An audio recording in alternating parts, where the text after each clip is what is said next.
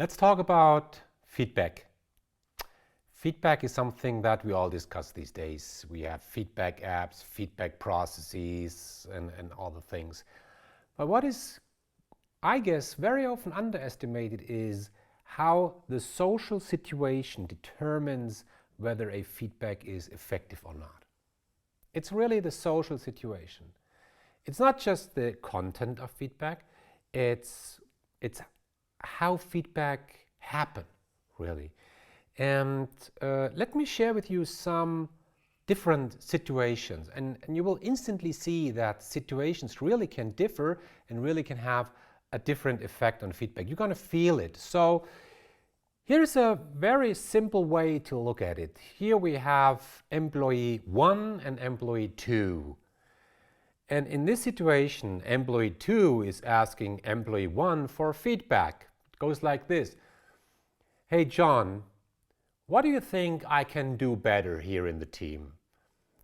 And then Susan, she gives the feedback, says, well, I think it would be good if you would be more engaged in the discussion.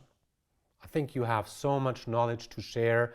We all could benefit more from your knowledge. So my feedback would be that you be more engaged in the discussion.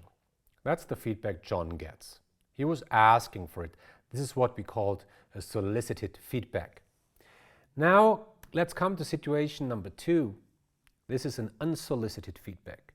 Here, Susan is passing John and saying, hey John, do you have a minute? There is something I want to tell you. Oh, what? There is something I always wanted to tell you. It's in the meeting, and that goes on and on and on.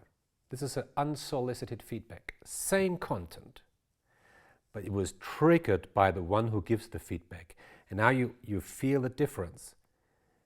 It's a difference whether you ask for feedback or you just receive a feedback. In this case now, in a later case, as a feedback giver, you cannot be sure whether the one who receives the feedback really is open for it. And even in some cultures, this is not allowed. You would never do so. You wouldn't do this. It could be embarrassing, really. So here comes the next situation. Employee John receives a feedback from Susan. And now imagine Susan is the supervisor of John.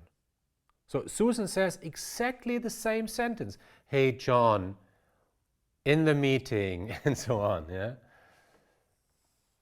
For John, now the question is that still a feedback or is that already a judgment? What's the difference between feedback and judgment? The difference is a judgment has extrinsic consequences maybe for his salary, for his future in the company.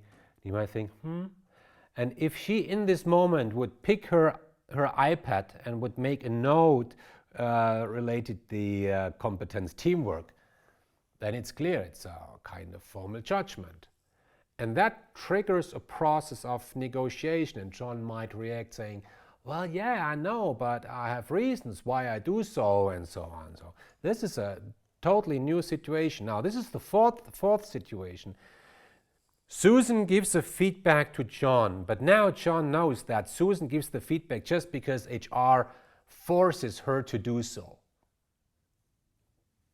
That's psychologically very interesting because now John knows it's a behavior shown by Susan which was extrinsically driven. He attributes extrinsic motivation for giving feedback, and that might reduce his openness, his appreciation for that feedback. Now here's the last situation.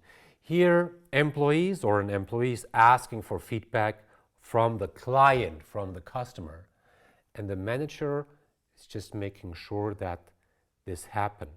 He or she encouraged the employee to ask for feedback. So I think that's the perfect situation from a psychological perspective. Really, the best way to receive feedback is to ask for it.